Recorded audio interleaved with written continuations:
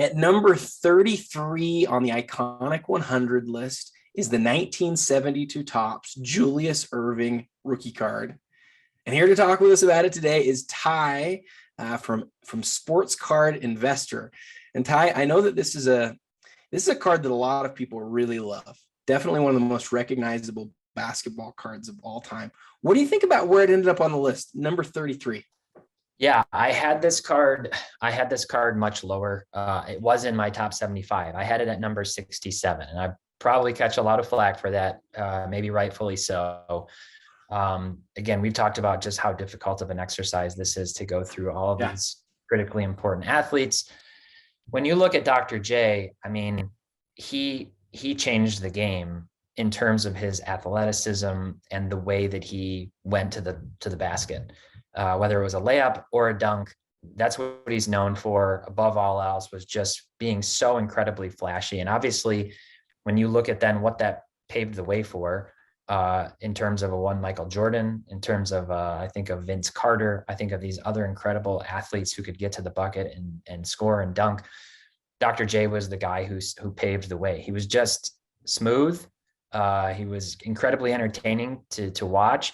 And I had him. So the way I approached this, right, in terms of like iconic cards, the card needs to be well known. So I'm looking at the card itself. I'm looking at the set and its importance. And then I'm looking at the athlete and where they rank all time in terms of greatness, first within their own sport, and then across the landscape of all the different sports and non-sports that we evaluated. I think most people would have Dr. J somewhere in their 20s, in the 20 to 30 range of all-time great basketball players. And so, interestingly, like you'd probably have him somewhere around Jerry West, right? The logo man. And I actually didn't have the 61 Fleer Jerry West in my list because I put this Dr. J at 67. And then as I was like looking at the other cards that I needed to cram into my top 75, it was like a handful of others. I had the Jordan PMG red, which I'm sure people probably had higher. And then I kind of was like trickling out into Jerry West around the 75, 76 mark. So I was like, in a way, even though I didn't have Dr. J right at 75, I had him at 67. It was kind of like I needed to figure out what to do with both him and Jerry West together. I was like thinking about them together, and probably the 61 Fleer Oscar Robertson was right there for me too.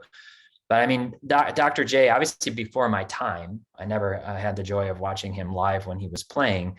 But this card, really beautiful card. The one thing that always gets me with vintage is just like the way the color stands out and the saturation. And it's something you can notice when you're evaluating different copies of a vintage card too, is like, how much does that color pop? The simplicity. This it's pure 70s with the lettering, with sort of the ascending lettering, climbing up the card, Squires. But overall, a very, very important card. One that I've started to, I think, gain a deeper appreciation for as I've talked to more vintage collectors and continue to try to be more educated on that topic. And one that certainly fits in the top 100 and even higher, obviously. Got a lot of thoughts on this card. The first thing that I'll say, though, that I think is really interesting is that when I've polled collectors previously, they're just basketball card collectors about the most iconic basketball cards of all time, this card generally ends up somewhere in the 20s. So seeing it show up 33 here was really surprising to me. And it's one of the only cards that moved up in the way that it did in the world of basketball. When you're also adding in baseball and football and hockey and non-sports and soccer and everything, I was really surprised to see this end up as high as it does. But I think what that really speaks to is the fact that amongst basketball cards, it's a great card, but amongst like people who maybe don't even collect basketball as much, it's actually still really recognizable and really iconic. It represents a league, right? It's easily the number one ABA card ever made. It's not close, right? It's that, and then the Moses Malone, which isn't on this list. It's the card of Julius Erving and of his career. And so I think you talking about this in the same line with the Jerry West is super interesting, because the 61 Fleer set obviously is one of the most iconic basketball card sets of all time. 72 is a great set, I'm not disparaging it, but 61 Fleer is like, that's really one of these sets of all, Yep. but the players and the individual cards are really interesting to compare. Similar in terms of their where they stand on the all-time list, like you say. And the cards are really close. I think if you were to pull the whole basketball card community and say, which of these two cards is more iconic, I think it'd be split straight down the middle. I really do. I don't know which one I would choose. You know, I think I'd probably go with the West just because it's from 61 Fleer. But you know, you go throughout the whole decade of the 70s.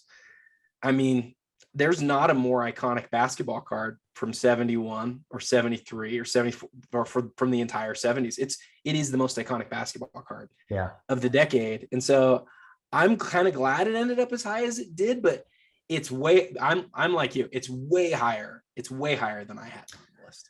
One of the biggest challenges with going through this exercise was looking at not just basketball cards, but all cards. And that's incredibly challenging, at least when I was using the criteria I was using. You and I have talked in the past about how hard it is to compare, even within the same sport, players from different eras and different positions being played. Like, how do I compare Steph to Wilt Chamberlain? I don't know. It's really tough to do that and say who was greater.